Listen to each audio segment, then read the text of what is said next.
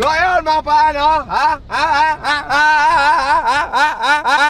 no? Si Gio kasi mga kaibigan, siya yung nag-i-edit ngayon ng music video namin na Pake, no? Kaya medyo nag-i-stay siya minsan ng 1 week, nag-i-stay siya ng ilang araw sa bahay. Ngayon, ito yung dilema, ito yung problema, no? Yung misis niya na si Ro, hinahanap siya. Kasi merong sakit to si Gio na kapag nagko-concentrate, hindi nakaka-reply. Kahit ako, katabi ko na. Hindi to palusot, no? Talagang sadyang, kahit kami, pag tinatanong kami dyan, parang patay na bata yan si Gio. Kasi parang walang naririnig yung bobo na May yan. sakit kasi siyang in the zone tism.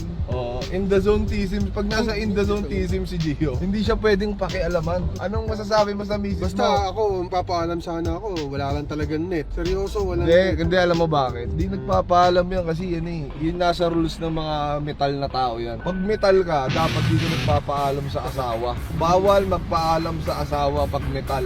Ganun ka metal yan si Gio. Totoo ba yan, Gio? Actually, hindi totoo. Hindi yan totoo, takot siya sa asawa niya. Dapat lang matakot ka. Nag-text sa akin yung asawa niya. Ang sabi ng asawa niya, pakisabi ni Gio pag uwi niya, ide-death metal ko siya pag uwi. Kaya na nakausap na namin eh. Kinachat na ni Kong eh. Kaso nga lang, natulog ako. Kasi sabi ni Kong, tulog ko muna saglit. Kasi nagising ako ng 9 AM. Si Gio, ginigising ko ng 9:05. Natulog ako ng magna-9. Safe ako, wag mo kong intindihin. Mahal na mahal kita. Yung anak natin, mahal na mahal ko. Kasi ikaw yung nagbago ng buhay ko eh. Kaya kailangan kong maging safe, kailangan kong maging matibay para sa'yo eh. Ano bang mapapayo mo sa mga mister na katulad mo na meron mga misis na laging hinahanap ng asawa? Mga payo ko lang, kung katulad nyo ako na Na metal, wag na metal. magpaalam. Kung matigas kayo, kailangan matigas kayo. Walang metal na malambot. Wala, pabugbog lang kayo pero Pero huwag kayo pumalag. pero pahintigan nyo to, magpapalaga. Okay lang, basta patunayan mong metal ka. Matigas ka na hindi ka tinatablan. Kahit Oo. masakit. Maray ka lang. Oo. Hindi, bawal yun eh. Ayun ang isa Ay, sa hindi, rules bawal. ng metal, bawal. Bawal lumaray. Pag umaray ka, tanggal ka sa asosasyon. Yes, tama ka dyan. Dapat wala kang emosyon. O neutral lang lagi. Kunyari, galit ka. Nakaano ka lang.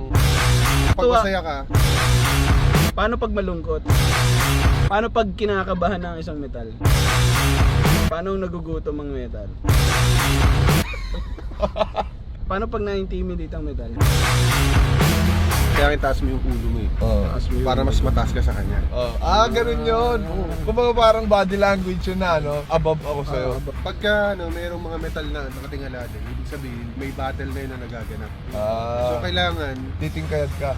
pating kailangan kung magaling ka mag-bend, panalo ka rin eh. Mas malalim yung bend mo, mas maangas ka. Pwede ba yung mga metal inutusan bumili ng mga panty liner, mga whisper, gano'n? Oo, ganito. O kinakain nila lang yung dugo. Yung mga tuyo, iaano sa mainit na tubig para may tsaa. Mga metal yun ang tsaa eh. Regla ng misis nila. Magtatanong ko sa asawa mo, Honey, do you have blood? Give me the yopo. Give me the whisper. Yung putang ina kada 5 minutes din, may dugo na ba? Tagal naman lumabas dyan. Inom na ako eh. Man, wala pa rin ah. Sausaw na sausaw ka na. Kadiri. Kadiri boy. Ah!